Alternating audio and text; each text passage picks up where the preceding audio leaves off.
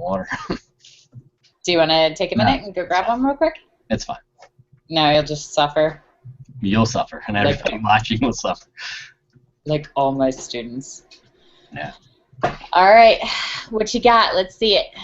Okay, I'll share. So, yeah.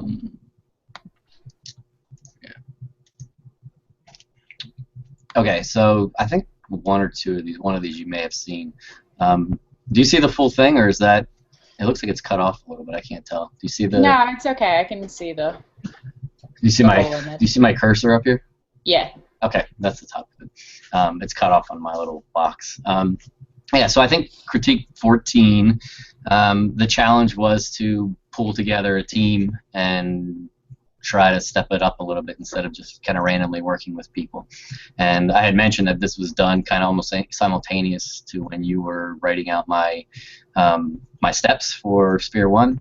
Mm-hmm. But I wanted to bring it in because I've set this team up again to shoot, but it's not until late March because in a small town everybody's schedules are crazy busy, and I teach until mid-March, and so it's hard for me to kind of just stop everything. But the concept was the same. We basically pulled a group together. The way this worked was we reached out to a local a bridal shop actually. Okay. And me and someone I used as a stylist, we went and kind of did a pre-screening and looked at some outfits and talked about kind of the concept that we were going for. And then she actually went with the model separately, and then they tried things on, and she got what she thought looked good and what didn't. She's texting me images like, what do you think of this? What do you think of that? So we were kind of working together on that. And then I have a pretty good relationship with our hair salon here. I went mm-hmm. there when I got here, and that's where I go. And they found out that I do website design, not design so much, but design and development and photography as well. So they hired me to do all their website work and their photography. So as part of that, I just developed a pretty good relationship with them. And so they hooked me up with somebody that works there that does makeup and does freelance work and has a blog, so she wanted to kind of promote her work. And then a hairstylist as well that also has a blog and a website. So all three people have the same intentions as me in terms of they're trying to build a portfolio and a blog. In terms of the model, completely random. I hit 3,000 users on Instagram and felt like I was being goofy and wanted to do something, so I gave away a free shoot to anybody that commented on a post, and this just happens to be the person that we selected. And so she's never modeled before. She's never really, besides senior pictures probably as a kid, she never really sat in front of the camera.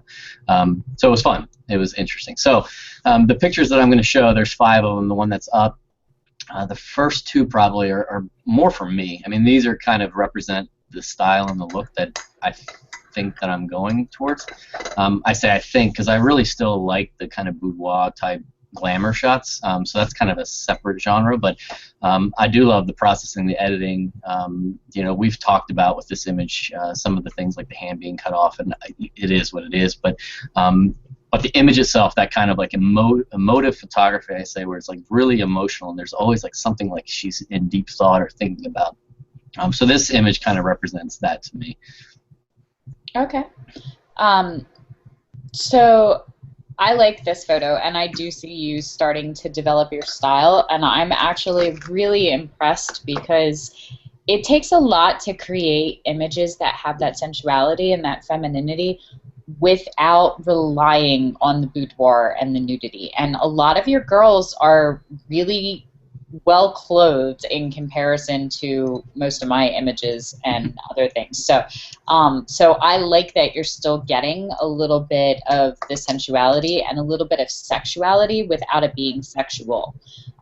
That's not an easy feat to accomplish. And you have this thing about the way that you photograph women and the expressions that you get from them, that they're not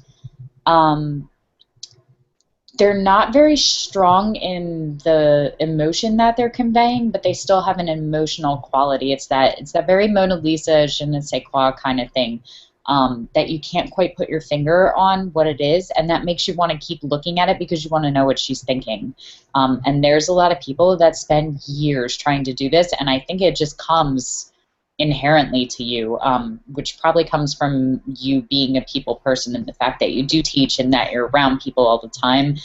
that's a quality that translates really well back and forth between being on a side of the lens and being on a side of the school table. So that may be feeding into it.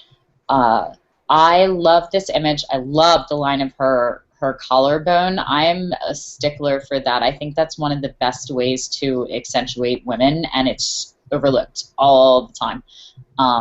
The lighting on her face is beautiful. You have this, like, it couldn't quite commit to whether it wanted to be butterfly or Rembrandt lighting, and it's very soft and subtle, and I think it's really flattering to her. The knee is killing me. I don't even necessarily mind that you cut her fingers off. That's a no-no in the rule book, but it just depends on the shot for me. I don't say no unless I see that it's visually taking away. So this one a little bit, I think it would have been better if you'd cropped it a little lower and kept her whole hand in. Just because I don't like seeing it cut at the knuckles where you can't see the fingers. So like the first 3 fingers are fine for me. It's that last one that makes it kind of claw-like. But the knee being up, you have to be careful. Like they say, oh, you crop out limbs. Well, you can crop them out visually with the way that other objects or other body parts are in front of them, just the way you can with the composition and the framing of the image. So for me, this knee is doing nothing for her. Like, nobody has ever come into my studio and been like, my favorite feature about myself is my knees. So, to make it prominent, if you're going to pull it up like that, I feel like you have to, one, either have the hands wrapped around it so that the hands are the focus, not the knee, but you still have the idea of the pose. Right here, it's just like hanging out like an iceberg, and it's ruining the view of the water surface for me. So that would go. Or the hand position would have to change. I just don't think it's adding anything to it. But I think if you had like a table in front of her and still had the same kind of pose where we had the collarbone and the arm structure but not the knee, I think it would have been very close to perfect for me. I would also be really inclined to edit out the chair because it's just the lines and the geometry of it are so stark and linear compared to how everything else is just flowing and curvy from her hair to her figure, that it's distracting me a little bit. But overall, I think it's a really beautiful image. I'm going to give you 2. Okay. It's not my favorite I've seen from you, but it's high. Yeah, I think I see everything that you're saying, and that's good. I've heard it from some of the other people, the apprentices in the cohort, so that's good. I think that there's some things that I'm limiting. I have this stupid chair, and I'm like, I need to go friggin' buy a stool, like a modeling stool, and like I just haven't done it. So like, there's some things that I know that I can improve upon just by like eliminating some of those things that you mentioned. But yeah. Well, so it's back and forth. I have one of each. You just have to learn how to use the chair to either make it work for the image or hide it or edit it out. But I like having a chair with a back because it gives them a lot more flexibility with the posing, and it makes them feel more secure to have something to kind of catch them if they're leaning back. So I wouldn't necessarily get rid of it. I'd just be playing with it a little more while you're working. So, all right, next image. Again, this is probably one that's more for me than anyone else, although I think that the hair person probably could use this and it would help them. But again, this is kind of just one of those for me. Yeah. So, and this is kind of starting into the outfits and the gowns that were given to us, but not one that kind of shows it off as for the bridal shop. It's really about her more than anything. I agree. The hair is beautiful. I could definitely see it being in a hair portfolio for a salon girl. It's not, we're not talking like Martin's kind of work where Right. You're showing off like incredible hair skills. But part of that's the hair too. It's pretty. It's not over the top. It's not meant to be feature hair, but it's very complimentary to her. So I do think that that works. Tell me about your team. Who did you have on this shoot? You had the hair girl. Hair. I had someone that does makeup, and then somebody who helped with the styling of it. Basically picked out the outfits and helped kind of like get her together. She actually helped put the looks together in terms of like what hair and makeup would go with what styling. We didn't change the makeup very much. There was a transition to a heavier eye and some different color in the lip, but we didn't like go through major changes, mostly because of time and Okay. probably try to get through too many things in one shoot. So. Good learning for next time. The hair looks gorgeous in this shot. I love the highlights on it so you can see all the details of the curls. Her arm to the front, I would have pulled that back a little bit further and made that more of a diamond shape of negative space between her arm and her midsection of her back. You have enough that I don't have to like take points off for it, but if you had pulled it back, it would have accentuated her figure a lot better, which would have accentuated the clothing, which would have made it a better shot for the designer. When you're working with the team, you have to be considering every single person for every shot. That said, same thing for the makeup artist. The lighting is pretty, it's a little bit hot on her forehead and down the left side of her face. Yeah. No. Yeah, that's right. Yeah. Okay. You can tell I'm left-handed. It's just a little bit hot, which wouldn't necessarily bother me, but it will bother the makeup artist because it's making her skin look a little bit blotchier than it is. And because the shadow on the right side is so harsh along her chin and jawline and underneath the brow, especially along the lid, you're not getting to see any of the work of the eyeshadow, and eyes are a huge part of the face for makeup artists. That's really where they usually get a little more ambitious and colorful and get to showcase their talents. So if you're working with the full team, you have to make sure that even if you're doing photos like this that are a little bit further away, follow them up with close-up shots so that the makeup artist is getting good stuff for her portfolio too. I would have liked to have seen a little more catch light in the eyes. You were off just a little bit with the light. It's a little bit too far to her left and a little bit too high. If you had brought it down just a little and over a little, you would have caught yeah, you would have caught it just a little bit more. You can see it particularly in the right one more specifically. There's so much shadow over them that the whites of the eyes are gray, and we're losing all that fire, and all the fire comes in the eyes. So the styling, that's obviously up to the stylist. This top is interesting enough that it can be featured as a top, but the general rule when you're working is full body 3/4 face. That way you're accentuating for the designer, for you and the model, and for hair and makeup. So I'm going to give this one a 1.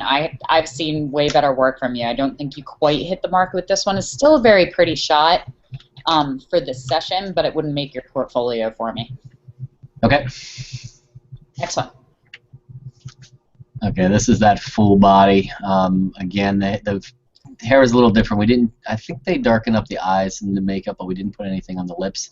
I really liked the probably 3/4 with this, but it was similar to the one that I liked, was similar to a pose that I'm going to show next, so I didn't want to have two of the exact same poses. Okay. But I figured, okay, this is something that would at least show the dress. Anyway, so yeah, that's more. Okay. So this one looks like a stylist picked it out. This is much more fashion, but it's shot like a portrait, not like a fashion shot.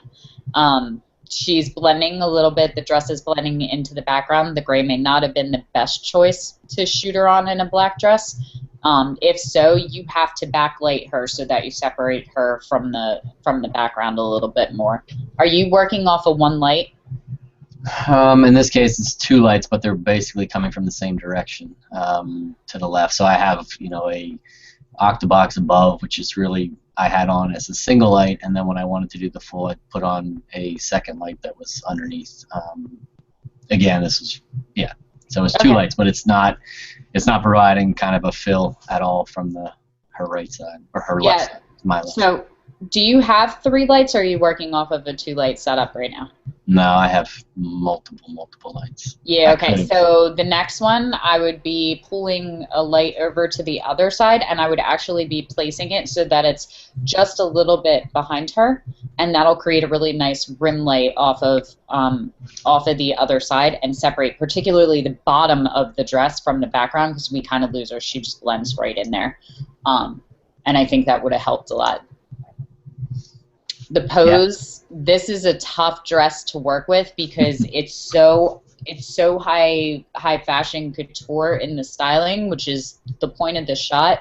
But the problem is that all of those ruffles are coming down along her waistline, and because of the way that you have her posed, I bet you she's got a beautiful little curve and arch right off her side to her back, and we're not seeing any of it because the ruffles are hiding it. So if you had taken this pose and switched the direction so that she was leaning the other way, we would have gotten that curve off of the line of the dress because it's tight to her body on the other side.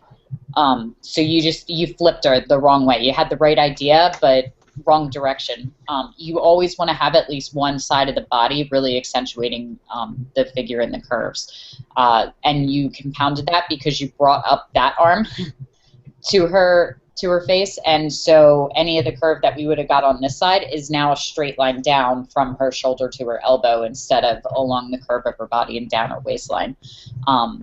It's also a mermaid cut, so you had the right idea, but again, it had to be totally exaggerated. That knee should have been pulled all the way over so that it curved really tight in and then flared out even further. And honestly, if it was me, I would have retouched it in Photoshop to pull it in and pucker it a little bit just to really accentuate the shape of it. I would have liked to have seen the lighting. Again, we have a lot of light on her face. I would have liked to have seen a little bit less on her face because we're still getting that highlight, and a little bit more on the dress because I can just vaguely see the ribbing across it and the ruching, and I would have really liked to have seen the texture of the dress a little more in a little bit higher contrast, so it was a little bit more pronounced. That would have been better for the designer too, especially if you're working with designers and not necessarily with stylists, or if you're working with the stylist who's working with the designer, then the model becomes secondary to the dress, especially with a piece like this. She's basically just a mannequin. She's meant to be a pretty drape to hang the gown on.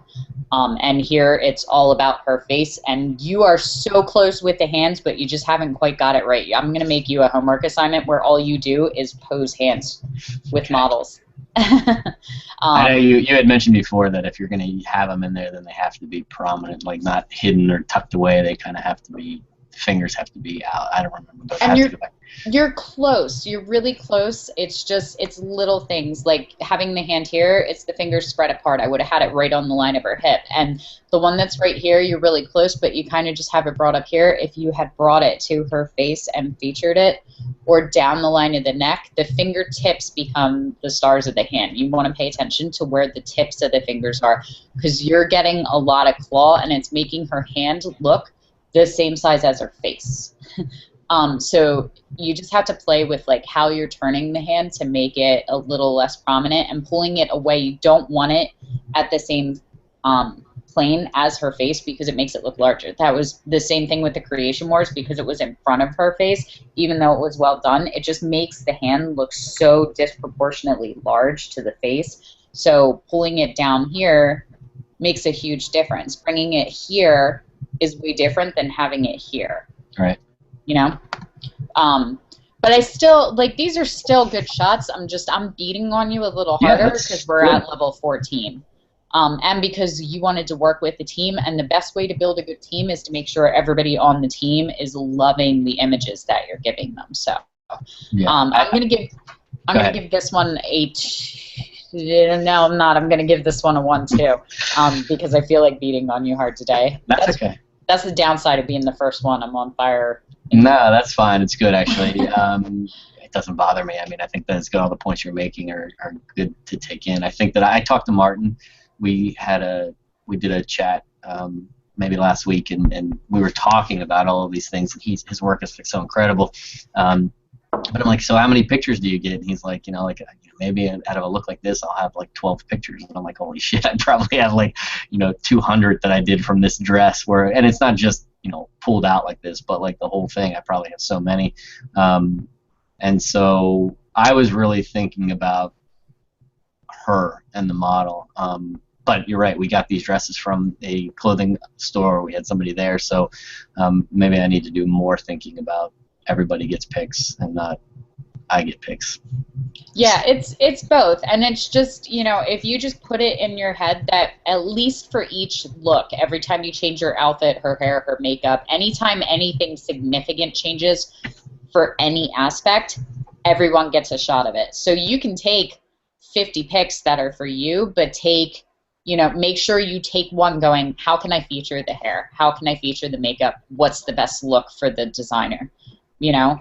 And if everybody's getting at least one shot from each look, then you have a very happy team. That's my general rule. Because you spend more time than anybody else. Because you're there on set with them shooting while everybody else is on set working too. But then you're there after. So you should have more images than everyone else. But everybody's got to leave with at least 1 or 2 images that feature them. Like my makeup artist gets one really great shot from every paid session I do because that's her portfolio and that's her livelihood. And the more money I make her, the more we get booked, the happier she is, the more I have her loyalty when other people are buying for her now that, you know, she's really well known and she's doing really well too. So it just breeds loyalty with your team. Yeah, makes sense. All right, next one. Okay. This is where we went a little bit heavier on the makeup. Maybe her face is still light, but and lips, a different dress. I'll refrain from critiquing it myself until I hear from you, but no, go ahead. No, it's just I looked at it and then, you know, the whole man hands thing came up in the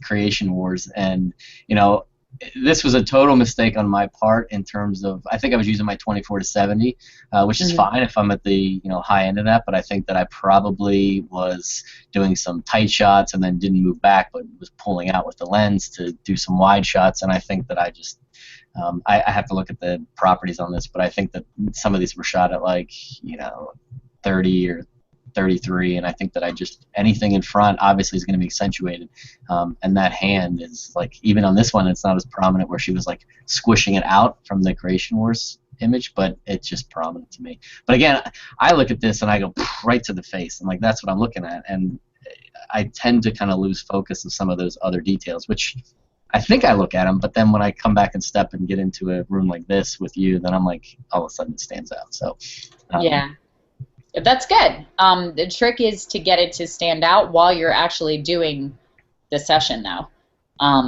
That way you're catching it in camera before you fire the shutter. Every time you fire the shutter, it's costing you money. That's one click note closer to a new camera body. So the trick is to get you to see those things before you bring them to me or anybody else. And the more we go through critique, the more you'll start to catch that, and then it becomes second nature, and then you just do it automatically. It's a lot of repetition and practice. It's like anything else. This is my favorite shot that you've brought to critique so far, though. I love the light. I love the décolletage. The collarbones and the necklines are very, very elegant. I like the idea that you had with pulling her chin down and her face to you, but she has a very long face, and I think that it's not necessarily flattering her because it's making her forehead really big and her chin really, really thin. So I think if we had pulled it up just a little, that probably would have helped, and I would have liked to have actually seen her maybe go the other way with it so that we could have accentuated the hair a little bit more. Her hands look big, but you got the posing right on her left hand. The fingers, the way that they're spread out, if that ring finger had come up just a little bit, it would have been perfect. They're a little bit severed from each other, the first half of her hand and the second, which is also adding to the illusion of the wider hands. So, but like that thumb, first, second finger, perfection. That's it. You just want to have the rest of the hand follow that. With the other hand, I probably would have brought it up because you want a little asymmetry. So either the left hand would have had to come up higher to her hip, and then the right hand could have stayed down, but I would have had it touching the ribbon. Give her hands something to do. Hands look awkward when they're just hanging there. So having her play with the ribbon, which, you know, having her do that will also draw attention to the outfit, which when you're working with stylists and designers is what you want to do. So having her play with the ribbon or the edge of the dress, having her look down towards it, those are all really good things that you can do when you're doing full body shots. The other option would have been to either bring it up to her shoulder and collarbone or down along the line of her waist just to create a little asymmetry with where her hand positions are, because they're too close to parallel right now, and they're off just enough that it's not working. Same thing as the other one. You always want to put a little bit of bend in the elbows, just to create that diamond kind of shape. And you have it very well with the light on the left, on her left-hand side, because there's very clear separation from her in the background. But again, we lose that curve on a right-hand side into the shadows because of the fall off of the light. So having that arm pull away would have made that a little more prominent and would have really accentuated that figure line. But this is my favorite I've seen from you. So this is your 3 for the day. Awesome. Yeah, I got to get her back in the studio, and everybody wants to work with her again, so I got to get her back in and do her justice, because she's got a really attractive figure, and she's was really comfortable posing and doing stuff. But yeah, I got to. This is a great look for her too. Like, I would definitely, and I'm sure your stylist will be on it, but off the shoulder kind of stuff for her looks gorgeous because she has the elegant shoulders and neckline to be able to really rock that. This is also the best photo that I've seen so far for makeup as well. So sometimes if I get a really good shot that's featuring it, I would probably go in and crop that up close for your makeup artist too. Yeah, like absolutely. I would go in, and I actually think that this is, you know, it works for both because you're thinking of the styling, so the full body shot works for her, but I think the image as a whole is stronger cropped in further. Yeah. I'll have to, like I said, I take a lot of photos, so I'll have to go back to the set and kind of see after hearing these comments. Maybe I just selected some of the wrong ones in terms of the you know, ones I chose to edit. There may be some that hit the mark that I just didn't see it, and a lot of times that's because, again, I'm kind of looking for that lost emotion in the face. Not lost emotion, but it's just kind of this, like, you know, you call it Mona Lisa. It's like that deadpan kind of emotion in the face, and so I probably select all these images based on the face, and then forget to nitpick over everything else. And I hate thinking about compositing and taking like a head off of one and putting it on the other, but maybe I need to start trying to do that. I don't know. No, those very, very rarely look right. Like, either you nailed the image or you didn't, and I almost think that that's cheating in a way. If you even if you can do it in a way that it's well done enough that people don't notice, which is rare. I can almost always tell when somebody's swapped heads. Like, the point is to get all of it. And again, it's just practice. Like, now that you know what you're looking for in the face, you know, and you have a girl that's giving you good face, you can pay attention to the rest of her body, especially if she's more natural with it. If you don't get the shot, you don't get the shot. It's a loss. But don't try to Frankenstein images together to be like, oh, her hands look good in this one and her face looks good in that one, and so we'll pull it together. Like, it won't look right unless it's the exact shot. The only time I ever swap heads is if I'm doing, I would do it sometimes with weddings or with family portraits, because inevitably somebody's eyes are closed in every single shot, you know? Right. So if we had one where everybody looked good but one person, then I would be inclined to do it. But when you're only shooting a single person, just get the shot right. Yeah. Get it right in camera. Yes, I know. I need to work on that. You know, but again, like, I'm pulling your work apart because we're at level 14. This is my favorite shot that you brought. You still got a 3 on it. So there's subtle things that can still be improved that are for you to pay attention to next time, but they're not necessarily subtracting from the quality of this image.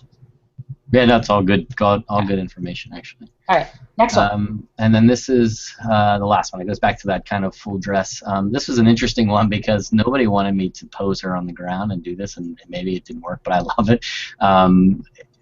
It was like we had a chair in the picture and she was leaning into it, but I kind of felt like this was like this, like, and Martin said it too, like, you know, you pull it out and put it as like a mermaid on a rock or something. It's got this kind of composite feel to it in terms of her pose, and so that was kind of the reason that I did it. But I do like the full image of her, and that it's not just straight up in portrait, and, you know, I don't know. So I like it as well.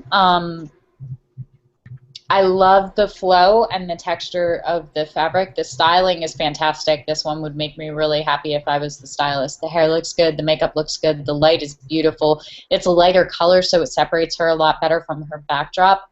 I would highly consider, right now you're having a hard time pulling out a lot of the texture with the blacks on a gray backdrop. So I would be inclined to look towards a different backdrop color that you can shoot dark colors on while you're still perfecting the lighting so that you can accentuate, because she pops off of this because of the color difference in her whole tonality, which I think is really, really flattering. The only thing that really jumps out at me as a problem area is her right arm. The way it's too high up on her hip, and I think if we had just pulled it down and maybe like along the sash of the dress or to the other leg instead of to the high hip, it would have created that little bit of space. We're always looking for those triangles and that separation between the arm and the body so that it accentuates the curves. And it would have looked a little less awkward because she's stretching a little too far. I also would have had her take her other hand, and you've got it. It's right there, but it's resting. I would have had her just flick that wrist up a little bit and put a little bit of motion in the fabric. And I think that would have made it look a little, she looks a little bit like a flopped marionette to me. And part of that is because you really do love that model blank kind of face. So there's no life, and the pose is lending to no life.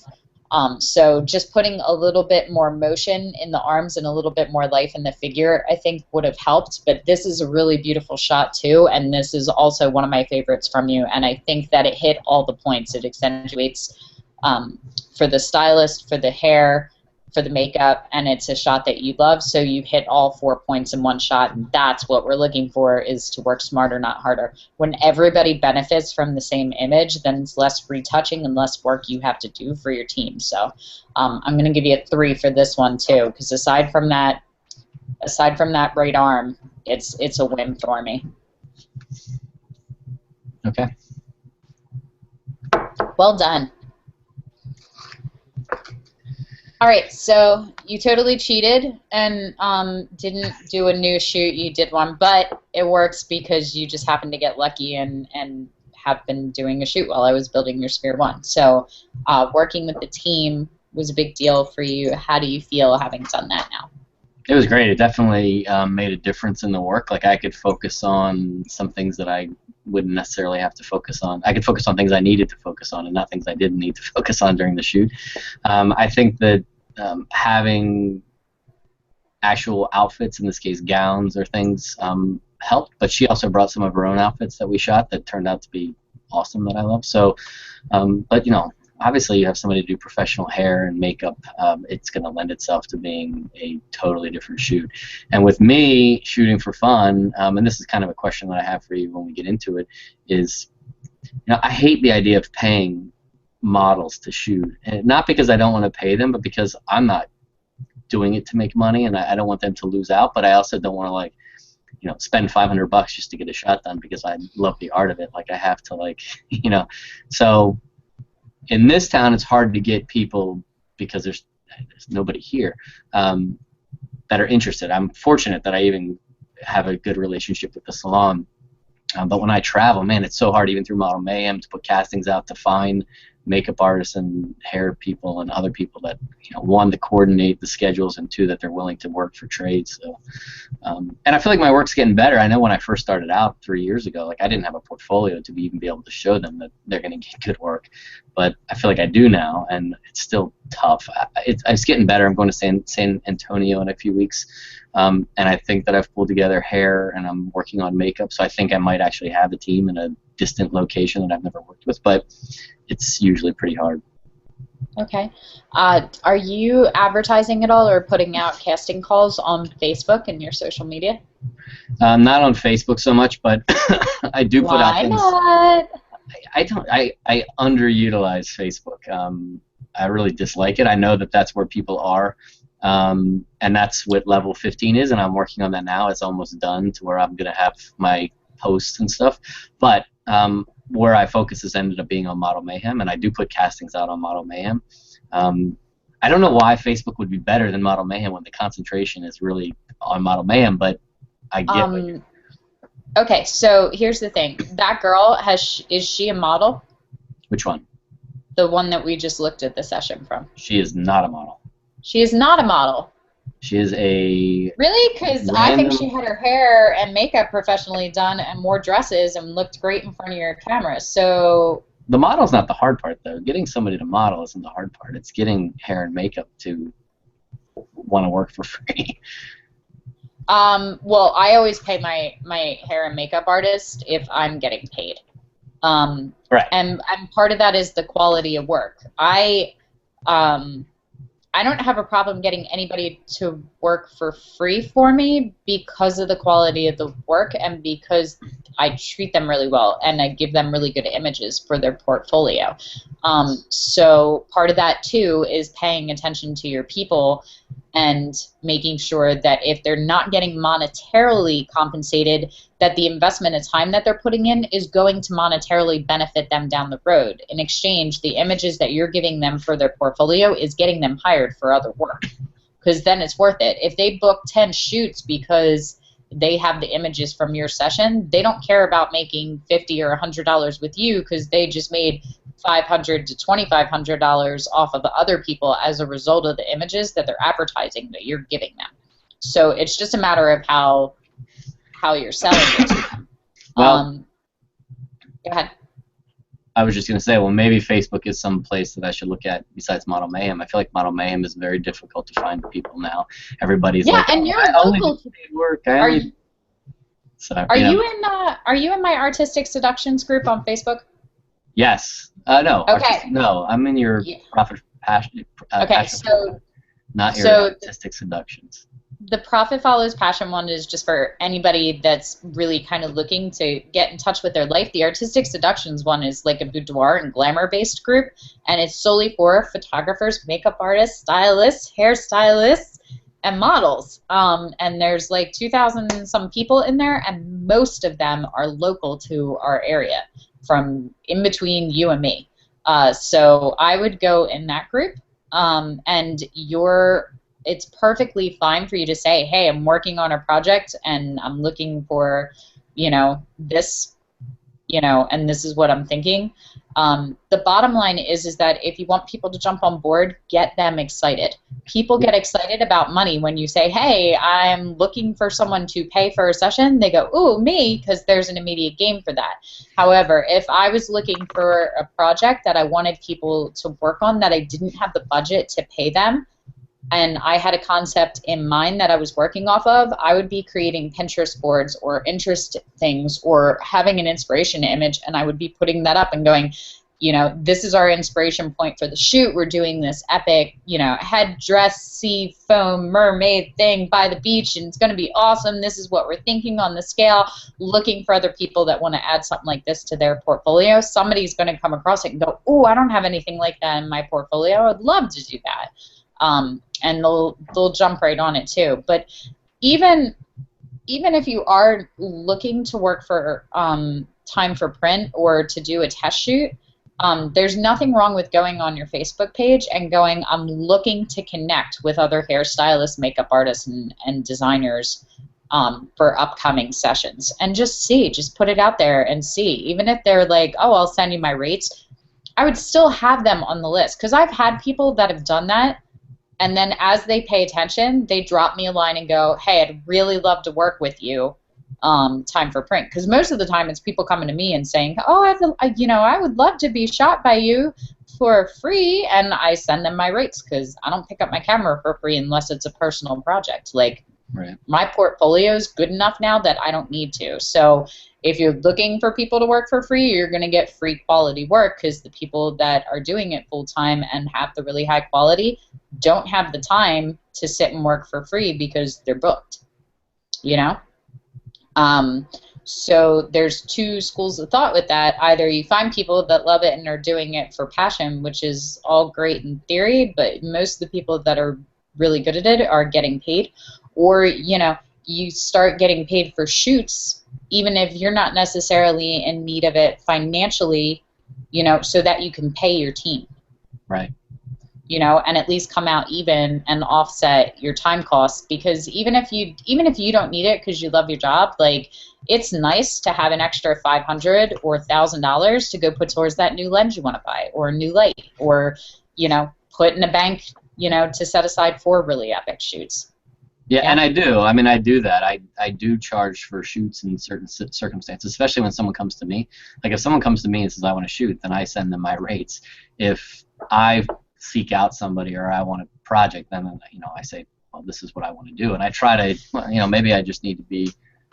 Okay, so wait, listen to what you just said.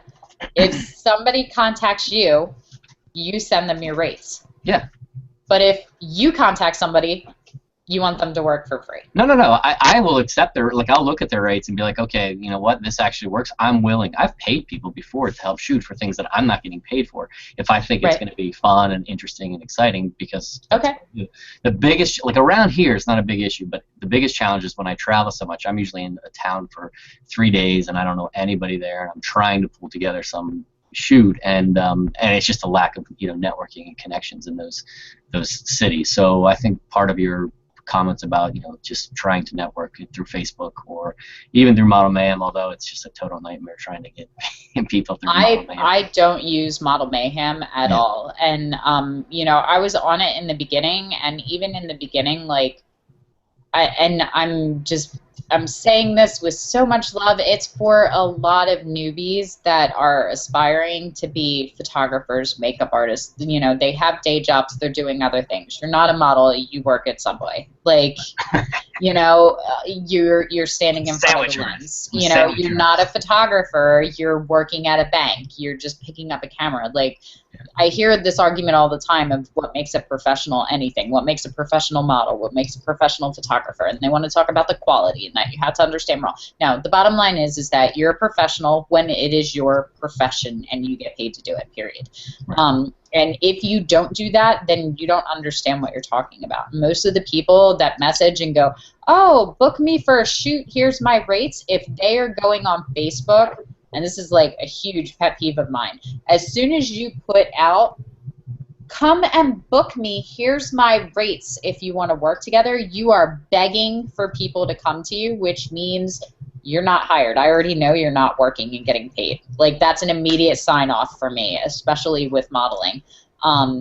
Because all of the models that I've worked with that do get paid full-time, they're being paid full-time and they're being booked, so they don't have to go and beg for you to pay attention to their rates. And unfortunately, as much as I do not condone this line of thinking, with the translation to digital and the fact that there really is a much lower barrier to entry financially and logistically, there are a lot of guys with cameras who I'm not judging. Whatever works for you, but there are a lot of guys with cameras that have less of an interest in making it viable income than the fact that they're just enjoying shooting young, beautiful women. And that doesn't necessarily make them creepy guys with cameras. It's just, they're just looking at gorgeous women, and if they can get them out of their clothes and take pictures of them and that's good for them, mazel tov. But the problem is that also compounds the idea for these girls that are trying to be models, that because they have a tiny waistline and they look good in a bikini, that they deserve to be paid hundreds of dollars. So when you have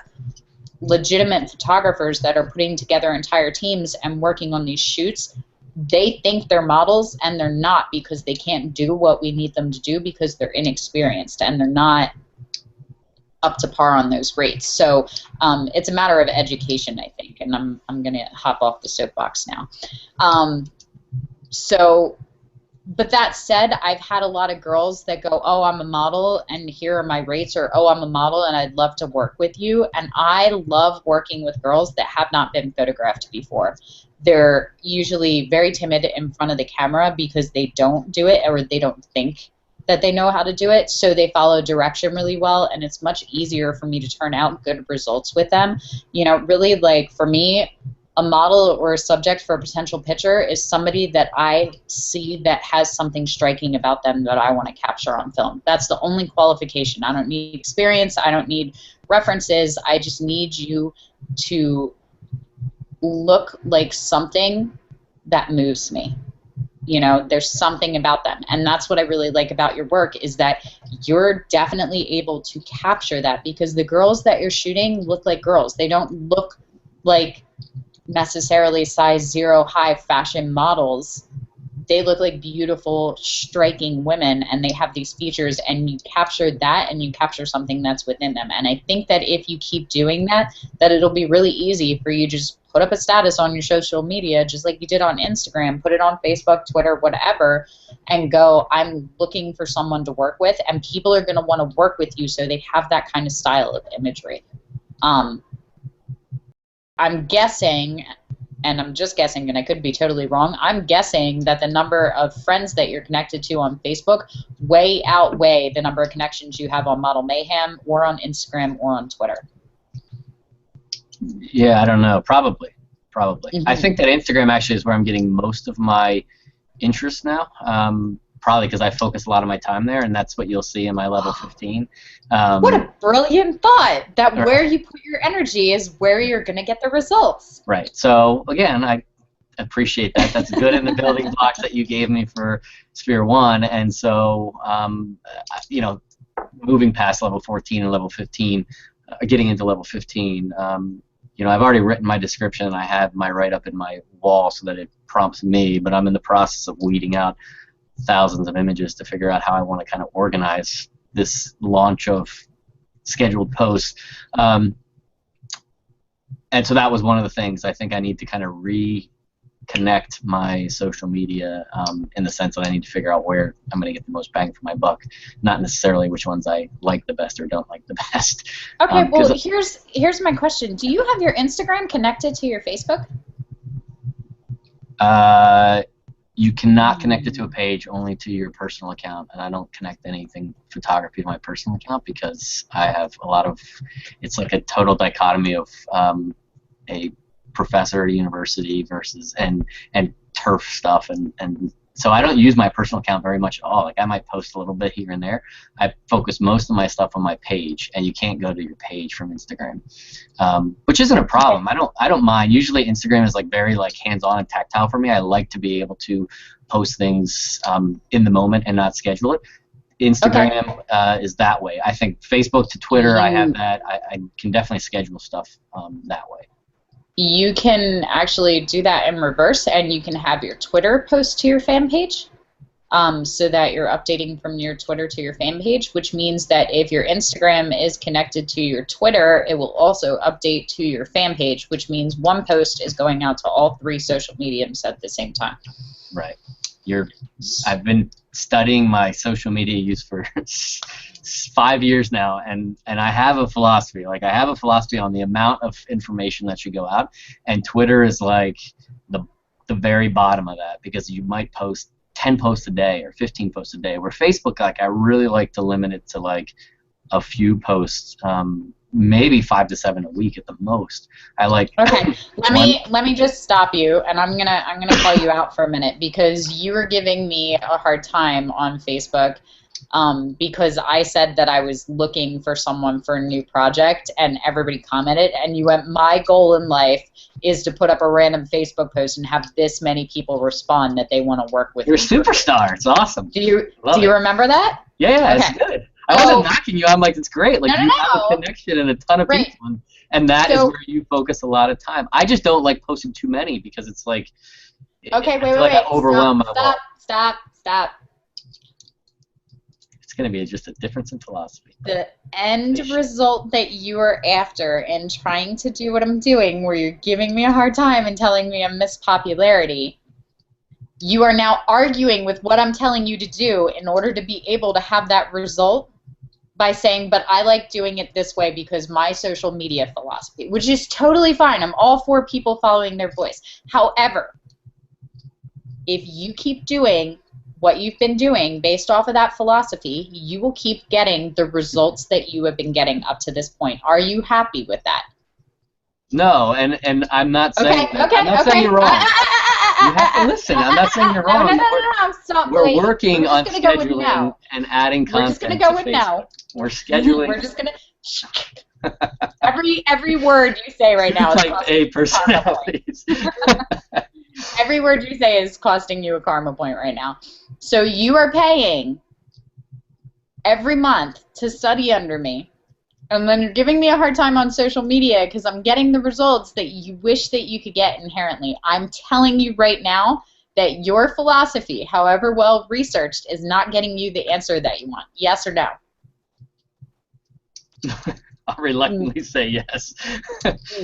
The thing is, I'm not getting results because I'm not using it at all. I think that your mission to be more active and schedule and have things on Facebook is perfect. I think that, you know, schedule a post a day, and I've said I'm going to incorporate some blog posts into that, as well as maybe some other information into that. I think that's great. I think if I start putting up comments or 3 or 4 things that are just me talking, I don't think that adds benefit to that. I definitely think that scheduling and getting more content on those and having that automatically connected to Twitter, and I do have it set up on Twitter that I can reverse it with a hashtag. Like if I do hashtag FB, it automatically sends it back to Facebook. So I can selectively send tweets to Facebook if I want, but I don't like it because I tweet all the time. I hate the idea of like every single little dumb tweet I put out goes back to Facebook because it clutters up my Facebook wall. So what I'm saying is... And that's a problem because... Hi, have you seen how much I post on Facebook? Yeah, but you have so many different groups that you post so many times. I don't feel like you clutter up any one group or wall with 50 messages. I clutter up my wall. Yeah, I could understand that. I mean, if I was going to go and post stuff on my personal wall, but I just don't use that because it's like I literally need to set up a separate Facebook. If I didn't post, well, you and I have different philosophies there because photography is all I do. I totally understand keeping it separate because you're also a professor at a college, and I can only imagine the potential backlash of posting lots of photos of young college-aged girls in underwear as a professor. And, you know, like I have girls that come in that if I was suddenly allowed to post every picture of every teacher and, you know, wife of somebody else that had an important job, that they don't want them on social media because they're afraid that their, you know, kindergartner's stepdad's brother will come across this photo of them and they'll lose their job at the elementary school because of it. Like, it's ridiculous now. So I totally get that.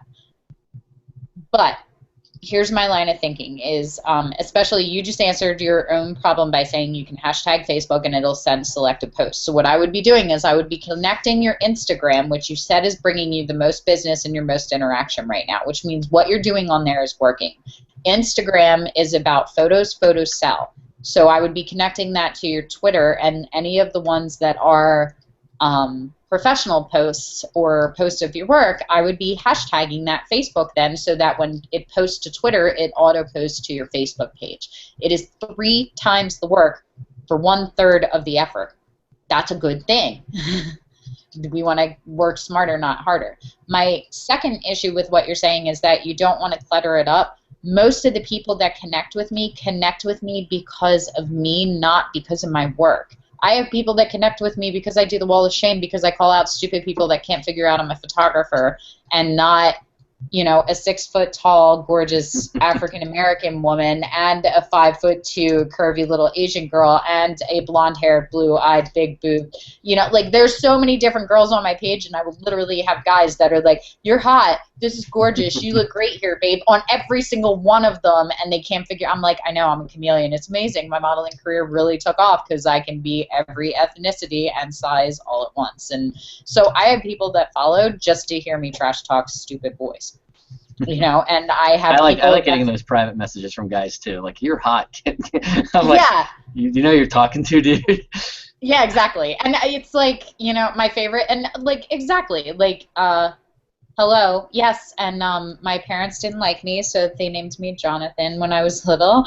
You know, like, it's ridiculous, you know, and I have people do that too. They're like, "Hey, what's your name?" I'm like, "You just clicked on my name in order to send me a message." You know, so But that's totally a tangent. But the greater point is it has nothing to do with my photography. It's not very professional at all, but they like it because they get to know the artist. People get attached to the person creating the work as much as they do the work. In fact, it makes it more powerful. A lot of the That I people could buy into. Okay, so you saying I have to keep it at arm's length and I don't want to post because I don't want to clutter because I post 1,000 things on my Twitter that are nonsense things. All of those nonsense things are things that resonate with you. They're things that you're talking about because they matter to you. They're things that you're sharing because you found them funny or you found them inspirational or you just found them interesting, and they will attract your people. And your people will love what you do because they're similar to you. So that's actually a good thing. So, you know, that one's on you. I know a lot of people that do keep it separate. For me, I absolutely believe with every fiber of my being that the fact that I am so open and so honest and so authentic about who I am as a person, and I connect them to my art, has absolutely been an asset. So food for thought. So aside from being against Facebook policy, what do you think about setting up a separate personal page that is me but photography as opposed to me plus like all the other crap that I do? You can absolutely have a personal page that you can share your work in, and that is not against Facebook policy. It is against Facebook policy to have a business page when you are operating as a business. So if you're on your personal page selling and going, book a session right now for $2.95, that's acting as a business selling. But you can have a personal page and post what you're interested in the same way that I post photos is the same way that I post pictures of what I'm making for dinner that night. You know, and I'm a pretty good maker. I think Facebook policy is you cannot have two personal, like in other words, you know, you have a page, not a page, you have a personal account. You're not supposed to have two of those. Like, you're supposed to have one. Like, everybody's supposed to be represented once. Now, I know that that doesn't happen, and people set up separate ones for separate things. But, you know, I'm just thinking, okay, I have John Kaminski, and it's my Facebook account. Maybe I just set up a separate one that's John Kaminski, but that I just focus on photography. That's not a page, but a personal account, but that I just focus on my photography stuff and connect with people. I could stand to really go out and clean out 3,000 of my friends on Facebook that I don't even know who the hell they are. So I would be more inclined, if you're connected to that many people, to make a new account that is your personal page for personal things and to start showing your work. That's 3,000 potential audience members. Why would you start over with 20 new people and have to build that following again? Yeah, well, I could definitely do that. I mean, I could dump all the work-related people from that and transition it to another account, which doesn't have anything on it. Or I could just dump all the work-related stuff in general. Like, this is kind of my level 20. This is kind of like clean up social media. Like, I need to clean up my not only workflow, but all the posts that I've put out there and that were just flippant in the past that doesn't have any concentrated organization. So that was kind of where this was heading next. Well, let me ask you, what's your fan page name right now? John Kaminski Photography. So really, anybody that wanted to could go find your photography, even your work-related contacts, because it's under your name. Yeah, if you go to my personal page and look under what I do, it says that I work at the university. I am John Kaminski Photography, and I also have a mobile app for the turf industry. And so, like, I have all these three things. Like, you can get to everything. I'm not hiding it. I'm just not cluttering up my wall. Why aren't you cluttering up your wall? I don't know. Probably because I don't hide it, but I don't put it out there in front of everybody's face either. I don't know. It goes back to the kind of you know, things that you said before. Like, you're working at a university. I'm not doing anything wrong. I don't really give a shit. I mean, it's fine. Okay, well, if you really feel that way, then why aren't you showing off your work? How many people are connected on your fan page right now? I don't know, 700 and something. Not a lot. How many people are friends with you? 3,000 and some? Probably not that many, but more than are connected to my fan page. Yeah. I don't know. Something that I have to think about. I've kept it separate in the sense that I'm not like shoving it out there, but I haven't kept it separate in the sense that anybody could figure out, like, you know, where I am and who I am. So, I mean, I just don't use my personal page on Facebook. It's like I post stupid thing here and there, and that's it. But maybe that I need to revisit it. Well, then maybe what you should think about is actually merging your personal and your business page so that it puts everybody on your fan page and you can operate off of that. And then if you want to keep a personal page just to stay connected to certain people, start a new one. That would be the personal page. And then anybody that friend requests you that is not a close friend or family member, you simply say, thanks for connecting. Please go follow my fan page. This is only for family.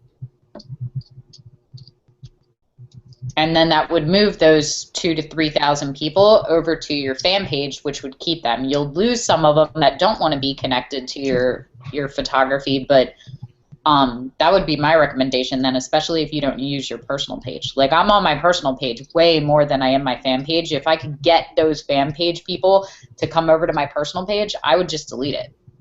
Yeah. I just wouldn't have it. You know, but it's...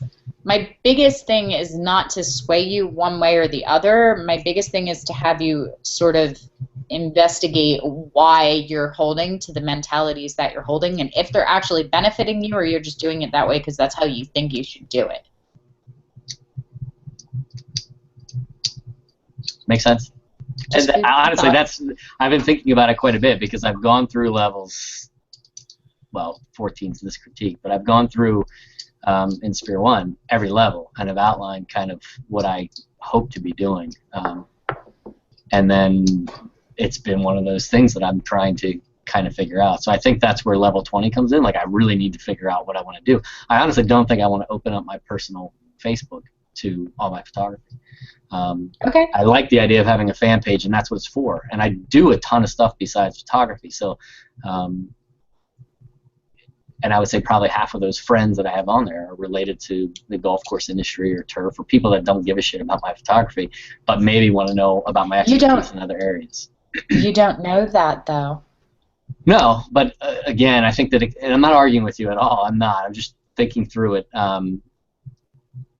Like, they may, same thing that I was saying, like, it may be something with the golf course or something with the university that originally caused them to connect with you, but that doesn't mean that 6 months from now that their daughter isn't turning 16 and they go, oh my god, you know that guy that I met that I was telling you about that does all the golf course stuff? He's actually a photographer too. He does this beautiful work. Let's hire him to shoot her senior portraits. So let's hire him. You know, Valentine's Day is coming up. Let me hire him to do some nice portraits for my wife for Christmas. And, you know, I have people that come to me through the strangest connections sometimes. So I wouldn't count that out, especially if you're looking to network and work with people, because somebody else that you're connected to, if you put up a post and go, hey, I'm looking for hairstylists to work with me on this shoot, then your buddy that you connected to that has something to do with the golf course, his sister-in-law might be a really fantastic hairstylist. Like, I have people that are degrees of separation all the time. Like that post we were talking about that we were like, I hope I get that many people. Half of those posts were people tagging their friends and other people that I don't know and going, you want so-and-so. You know, so it's just that branch out marketing. So I wouldn't discredit it. If it bothers you to be connected because you don't want them to see your work, then I always want to, you know, elbow into why people feel that way. But I know you well enough and we've talked enough that you're not hiding it. People can get to your page from your personal page. So why wouldn't you put out that you're this great artist? Because what you put your energy into expands. So the more that you're inclined to pull away from that, you know, the less energy you're putting into it, the less the universe will put energy there for you, and the more it will put towards, you know, golf courses, which is great if that's where you want your primary focus to be. But if right now your focus is being in the Arcanum, and yeah, I mean, it's both. It's just personal preference. But, you know, if you're holding back, we were having this conversation with Claire, the more you hold back, the more everything else holds back too. So the more you put it out there, the more it will expand, you know. I'm telling you right now that if you're connected to 3,000 people on your personal page, by putting it out there, you're connecting to more people. So by nature, you're going to have more people respond back, and you're going to have more people reach out to connect with you. And your work is really good, John. Like, it's really good. So if I was you and I wasn't concerned about it impacting other areas of my life negatively, I would not be concerned about them seeing posts, because they can just unfollow the post or unsubscribe from you, you know?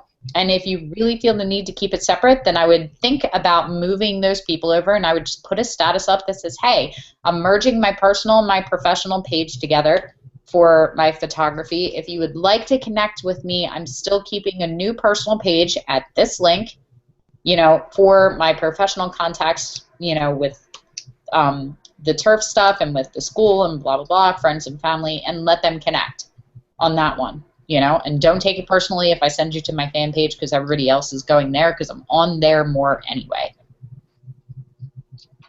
Yeah. I don't have an answer yet, so like I have to think about it and go into it. I get what you're saying. That's good. That's a good answer. Yeah. Well, I mean, I think I need to kind of decide whether that's, yeah, I have to think. I've been thinking about it for the past friggin' week since I've been looking at all these levels, so it's just a matter of trying to figure out what it is. I like the idea of having a personal page that you can share more of that information, because I don't like doing that. So I like the idea of having people get to know you from that standpoint. I feel like, you know, this is like, I was talking about building my website, and I was like, well, you know, I do turf and I do this. Maybe I should build one website that has everything. And I'm like, that's the stupidest idea you ever heard in your entire life. Like, you have a photography website, you have something else. So that's what I think about when I think of Facebook. I'm like, holy shit. Now I have like turf, and I've got my mobile app, and I've got photography, and I've got whatever other, you know, things that are so diverse and different that I don't feel they merge together, similar to the way I wouldn't put them all on a website together. Maybe well, they merge.